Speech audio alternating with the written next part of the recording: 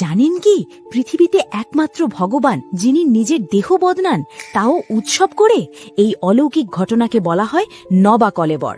জগন্নাথ দেব কোনো পাথরের মূর্তি নন, তিনি দারু ব্রহ্ম, অর্থাৎ কাঠের দেহে বিরাজমান ভগবান। প্রতি 12 বা 19 বছর অন্তর আষাঢ় মাসে এই ঘটনা ঘটে।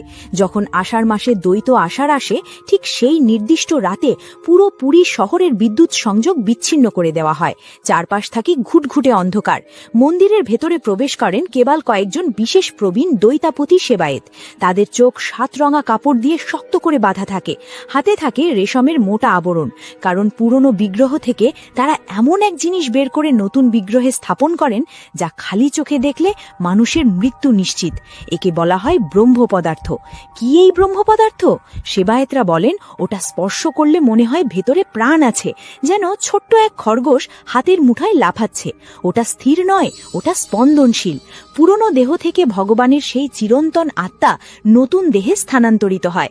বিশ্বাস করা হয় দাপর যুগে জরাব্যাধের তীরের আঘাতে শ্রীকৃষ্ণ দেহত্যাগ করলেও তার হৃদয়টি ভস্ম হয়নি, সেটি আজও জীবন্ত এবং ধুকপুক করছে।